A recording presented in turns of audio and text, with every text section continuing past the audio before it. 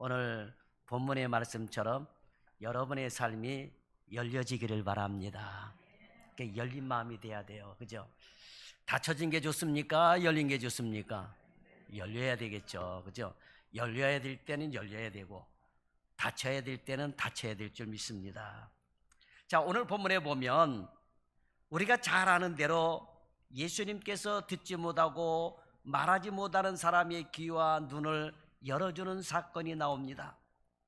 우리 예수님께서 전도하러 두로 지방에 가셨다가 돌아오셨는데 그때 사람들이 듣지 못하고 말하지 못하는 한 사람을 예수님께 데려와서 고쳐달라고 간청을 합니다. 이에 예수님은 그 사람을 따로 데리고 가서 손가락을 그의 두 귀에 놓고 혀에 손을 대시며 하늘을 우러러 탄식하시며 에바다라고 외치셨습니다. 에바다는 오늘 성경에 해석하고 말씀하신 대로 열리라고 하는 뜻을 가진 그런 뜻입니다. 자, 이스라엘 사람들이 쓰는 언어는 히브리어입니다. 오늘날에도 히브리어를 쓰고 있죠. 그런데 그 주변에 아람어와 섞이면서 예수님 시대에는 아람어를 마치 지방 사투리처럼 혼용해서 썼다라고 하는 것입니다. 이 아람어는 오늘날의 시리아에 사용됐던 언어로 보시면 됩니다. 예수님 당시에 그렇게 수리아 또는 그 시리아라고 하는 그 나라에서 썼던 아람어입니다.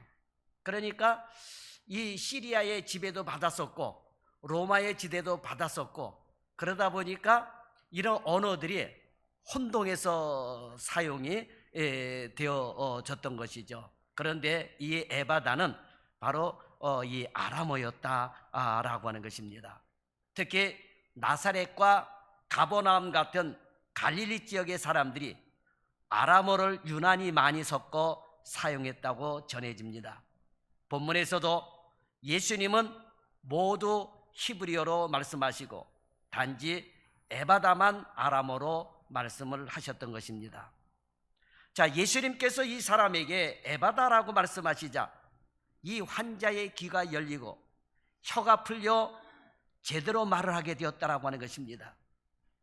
이 기적에서 우리가 알 수 있는 것은 주님은 우리 성도들의 삶이 열려지기를 소망하시는 것입니다. 본문의 에바다는 단순히 귀가 열리고 말하는 기적으로만 보아서는 안 됩니다. 주님은 우리가 이 땅에 사는 동안 더 놀라운 것들이 열려기를 소망하며 에바다라고 말씀하시는 것입니다. 오늘 말씀을 통해서 우리 주님의 에바다의 음성이 여러분에게도 들려지기를 소망합니다. 자, 그러면 우리 주님은 우리 성도들에게 첫째로 1대1로 만나 에바다 되기를 원하십니다. 단체가 에바다라기보다도 저와 여러분 개개인을 만나서 주님은 에바다라고 말씀을 하신다라고 하는 거예요. 오늘 예배를 통해서 주님을 1대1로 만나 여러분의 막혀있는 문들이 열려지기를 소망합니다. 본문 33절과 35절을 보면 주님이 이 사람을 치료하시는데 그 치료하는 방법이 참으로 특이합니다. 그냥 말씀만 하셔도 충분할 텐데 굳이 이 사람을 따로 데리고 무리를 떠나가십니다. 그리고 손가락을 그의 양귀에 넣고 그 다음에 침을 뱉어 손으로 그의 혀에 만지십니다. 왜 그렇게 하셨는지 주님만 아실 거예요. 그죠? 왜 그렇게 하셨는지 아무도 모릅니다. 그 목사인 저도 몰라요. 왜 그렇게 하셨는지 저한테 물어보면 안 돼요. 왜? 성경이 말씀을 안 가르쳐 주는데 제가 어떻게 알겠어요? 그건 주님만이 아시는 일이다라고 하는 거예요. 여러분들이 모르면 저도 몰라요. 그죠?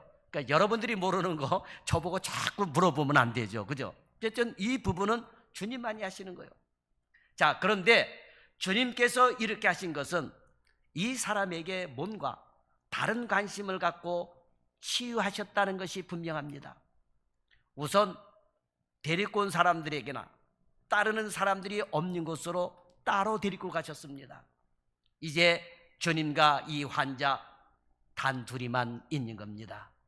1대1의 만남이 이루어진 거예요. 자, 여러분, 우리 기독교는 1대1의 만남이 중요합니다. 1대1의 만남이 중요한 이유는 1대1의 만남을 통해서 주님을 진정으로 만나는 역사가 일어나기 때문인 것입니다. 초대교회가 환난과 핍박 가운데서도 힘을 잃지 않았던 이유가 무엇입니까? 그분들은 모두 주님을 1대1로 만난 경험이 있었다라고 하는 거예요. 그러니 핍박이 오고 고난이 오고 환난이 와도 넘어지지 않았던 것입니다.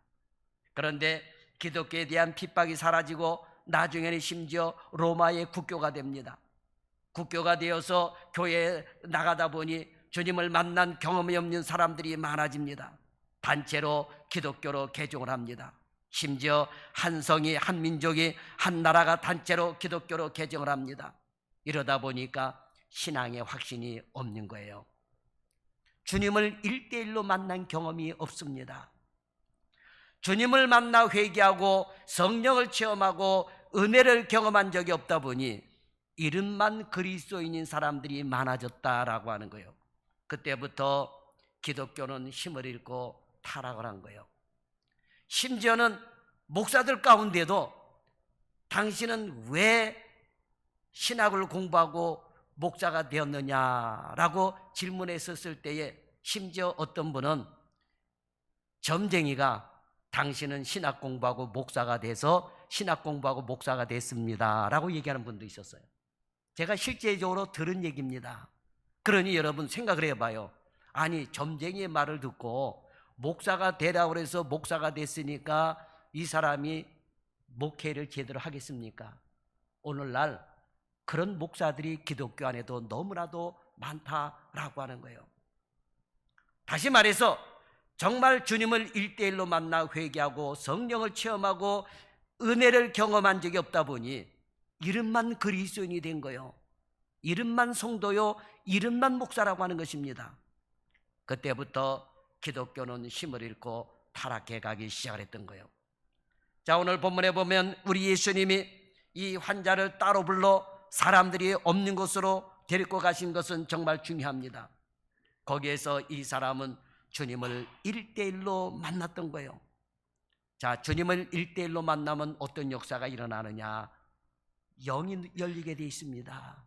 영이 열리게 돼 있어요. 자, 우리가 잘 아는 사도 바울을 보세요. 예수 믿는 사람들을 핍박하던 바울이 다메섹으로 가다가 주님을 1대1로 만납니다. 단체적으로 만난 게 아니에요. 다메섹에는 예수 믿는 사람들을 잡아 죽이려고 단체가 간 거예요. 단체가 갔어요. 그런데 예수님을 만난 사람은 누구요? 바울이에요. 1대1로 바울을 만났습니다. 예수님을 1대1로 만남으로 영안이 열리고 예수님을 보게 된 것입니다. 사도행전 9장 18절에 보면 아나니아라는 사람이 안수하였을 때 바울의 눈에서 뭐가 떨어져 나갔습니까?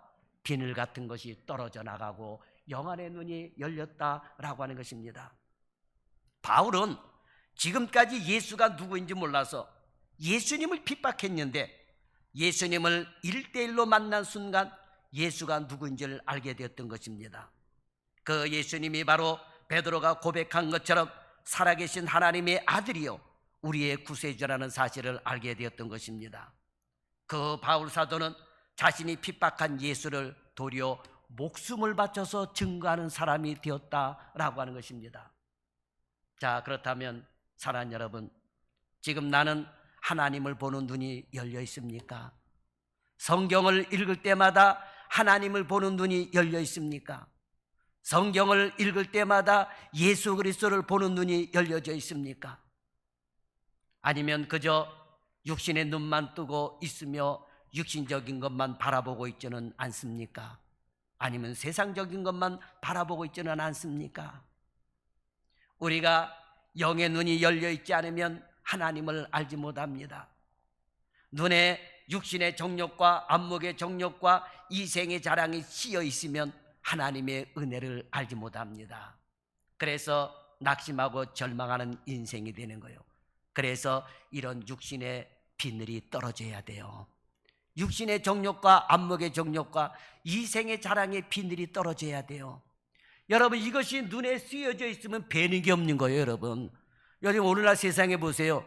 되는 게 없는 짓 하는 사람들이 얼마나 많습니까? 이게 전부 다 육신의 비늘이 씌어져 있기 때문에 그러는 거예요. 시편 119편 18절에 보면 내 눈을 열어서 주의 율법에서 놀라운 것을 보게 하옵소서라고 기도하고 있어요. 내 눈을 열어서 주의 율법에 놀라운 것을 보게 하소서. 내 눈을 열어 주를 보게 해달라는 이 기도가 우리의 기도가 될 수 있기를 바랍니다. 내 영이 열리고 영적인 눈이 열리는 것이 왜 중요한지를 열왕기하 6장에 보면 나옵니다.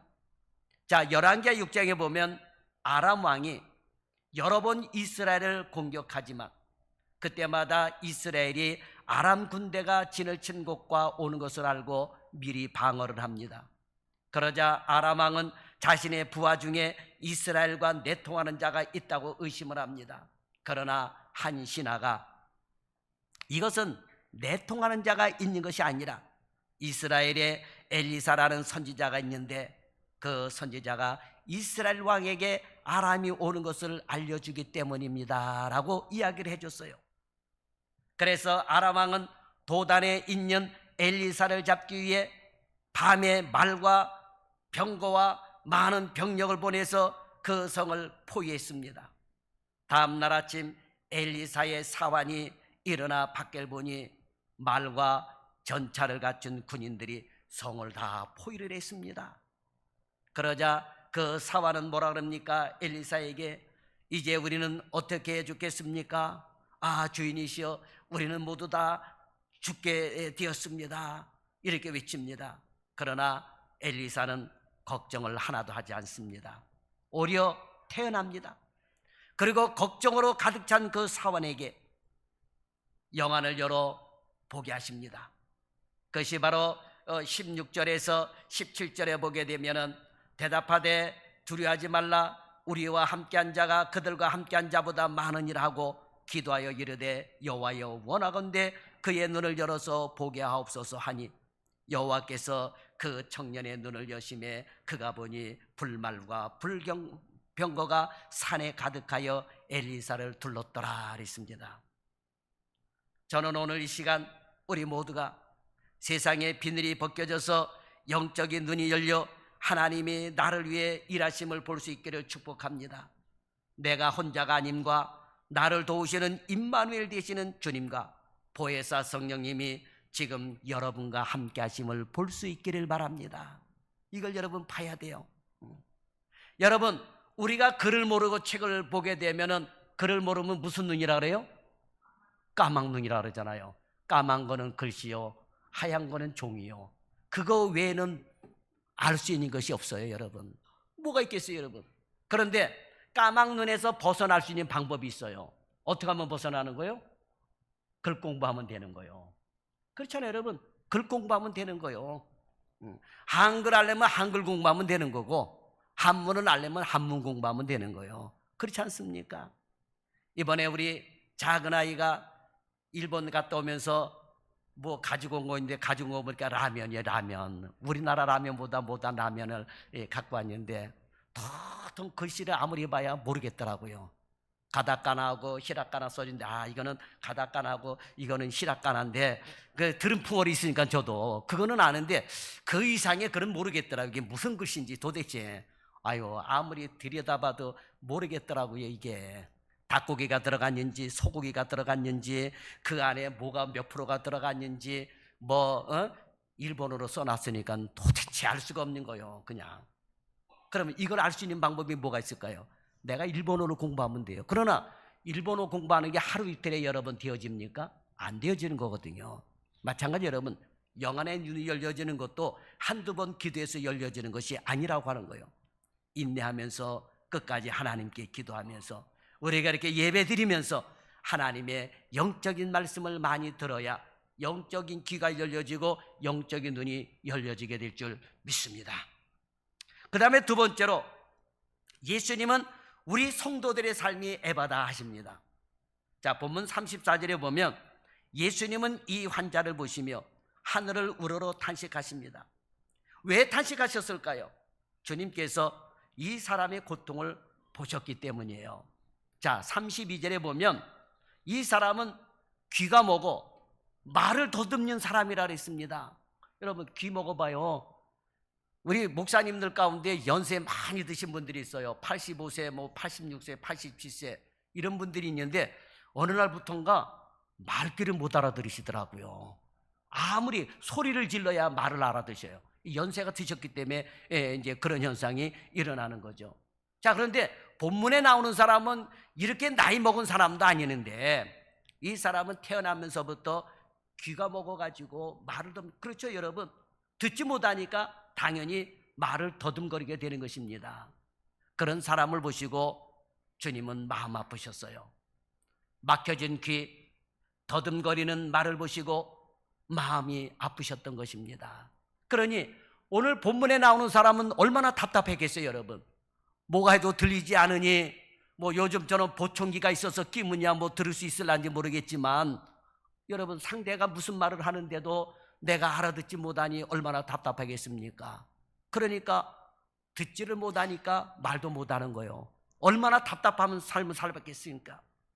예수님은 이러한 사람의 삶을 보시고 마음 아파하시는 분이에요. 이렇게 예수님은 인간의 연약함을 보시고 마음 아파하시는 분이십니다. 요한복음 11장에 보면 주님은 나사로의 무덤에서 눈물을 흘리셨어요. 이렇게 주님은 인간의 아픔과 고통을 아시는 분이에요. 히브리서 4장 15절에 보면 우리에게 있는 대제사장은 우리의 연약함을 동정하지 못할 이시가 아니오 라고 말씀을 하고 있습니다.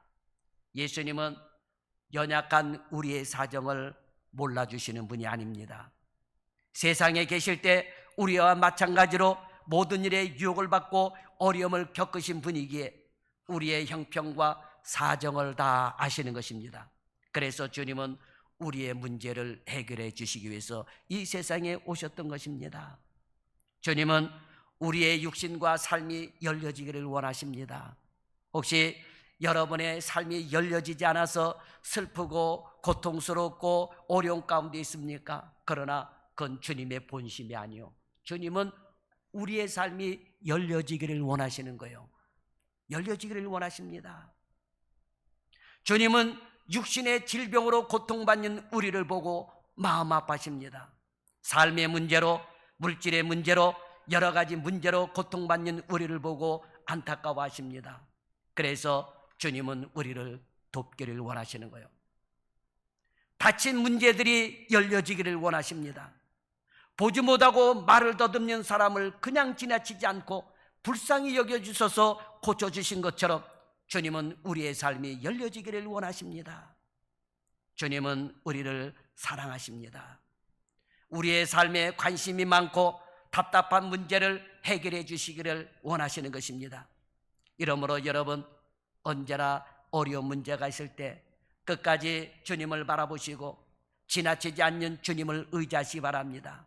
그러면 우리 예수님은 우리의 육신의 문제와 삶을 열어주시게 될 줄 믿습니다. 그 다음에 마지막 세 번째로 주님은 우리가 소통과 교제가 애바다하십니다. 소통과 교제에 대해 애바다하시는 거예요. 자, 여러분, 사람이 불통이 되면 교제가 되지 않습니다.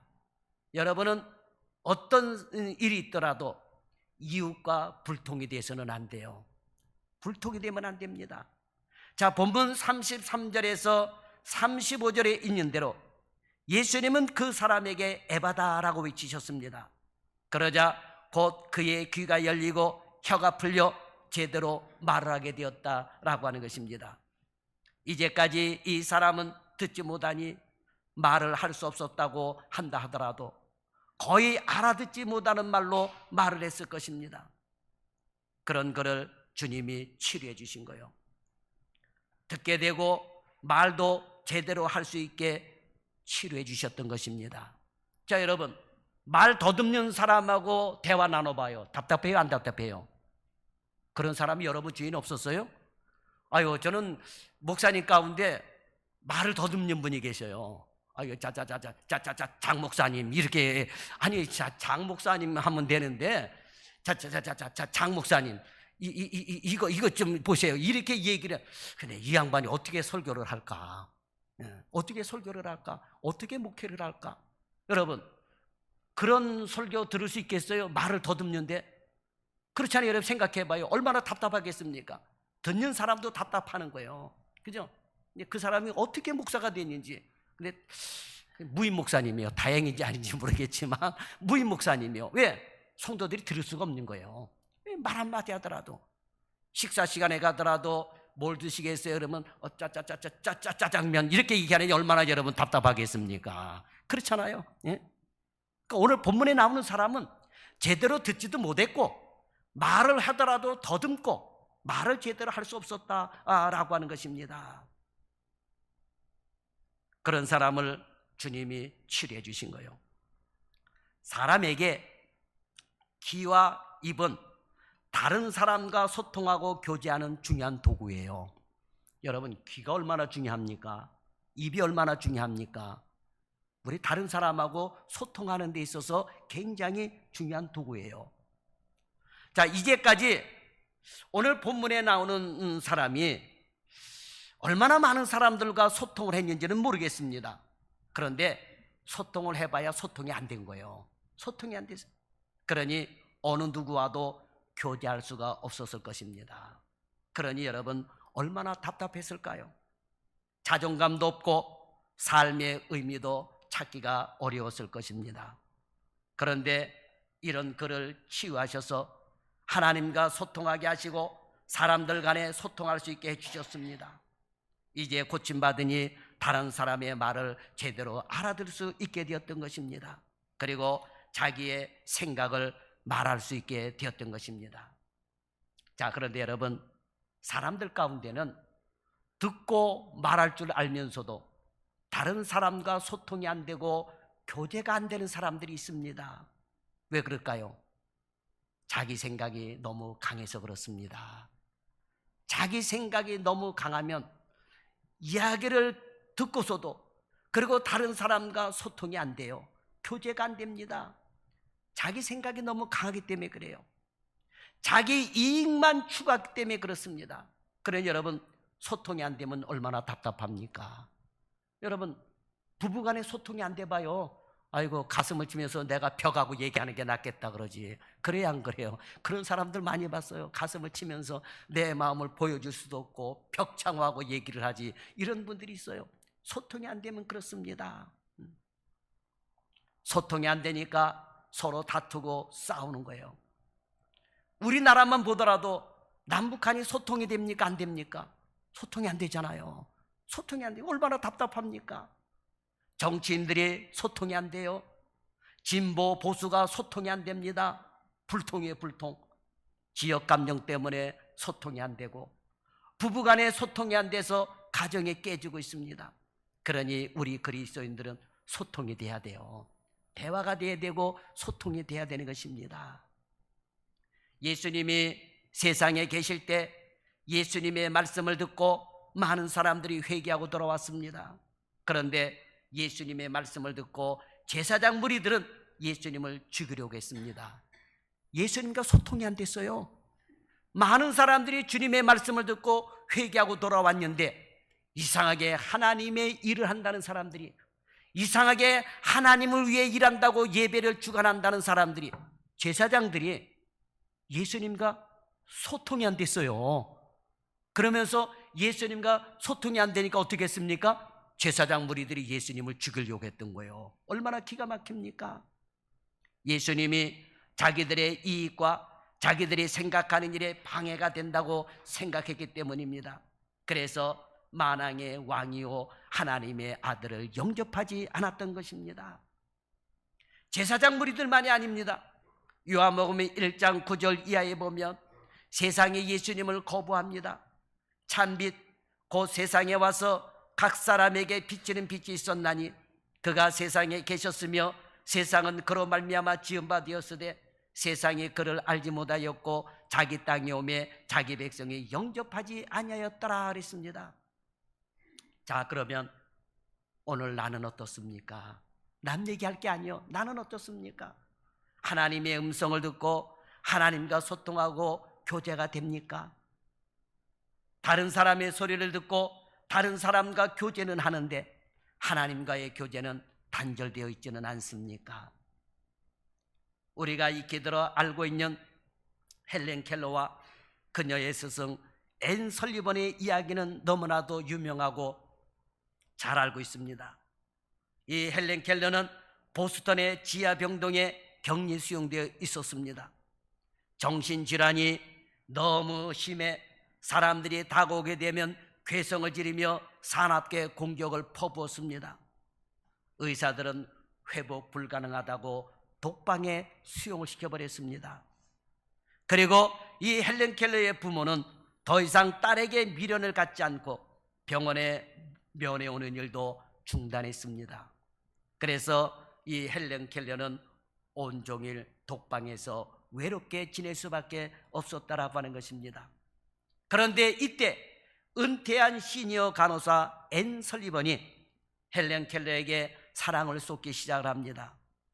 앤 설리번은 먹을 것을 주게 되었고, 그런데 이 먹을 것을 주면은 헬렌 켈러는 집어던졌고 말을 건네면 침묵으로 일관했습니다.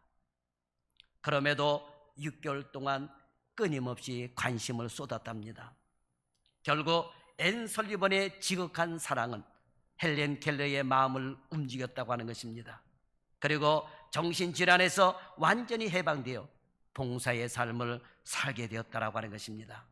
이 앤 설리번은 헬렌 켈러를 세계적인 인물로 교육을 시켰다라고 하는 것입니다. 마음의 병을 치유한 최고의 약은 사랑과 관심이었던 것입니다. 예수님께서 사람들을 치유하신 것은 바로 관심을 갖고 사랑을 가지셨기 때문인 것입니다. 주님은 오늘 우리에게도 사랑과 관심을 가지시고 에바다 하십니다. 가정의 문제, 사업의 문제, 자녀의 문제, 직장의 문제 등등, 더 나아가 국가의 문제도 주님은 우리의 모든 것이 열려지기를 원하십니다. 그러므로 오늘 여러분의 삶도 모든 일이 다 에바다 되시기를 예수님의 이름으로 축원합니다. 기도하겠습니다. 살아계신 하나님, 오늘도 우리와 함께하여 주심을 감사합니다. 답답한 현실 속에서 한국교회는 부흥이 정체되어 있고 교회마다 문 닫고 있고 성도들이 줄어들고 있고 아우성을 칩니다. 주일학교가 없고 학생이 없고 그러면서 교회는 스스로 문을 닫을 수밖에 없다고 희망이 없다고 그럽니다. 주여, 국가를 보더라도 정치적으로 보더라도 암울합니다. 소통이 되지를 않습니다. 이러한 때에 아버지여, 주께서 다시 한번 한국교회를 세워주시고 한국교회에 부흥하는 역사가, 에바다 되는 역사가 일어나게 하여 주옵소서.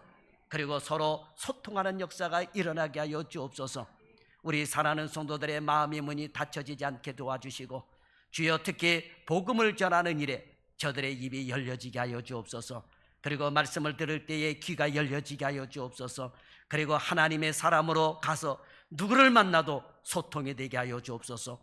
왕을 만나도 소통이 되고 거지를 만나도 소통이 되고, 그래서 아버지 하나님이여, 강팍한 사람들의 마음을 녹일 수 있는 그러한 그리스도의 사랑을 가지고 관심을 가지고 복음을 전하는 우리 그리스도인들이 되게 하여 주옵소서. 우리 성도들의 입이 닫혀지지 않게 도와주시고 성도들의 귀가 막혀지지 않도록 주여 열려주시고 하나님과의 교통이 소통이 될 수 있도록 주의 성령께서 역사하여 주옵소서.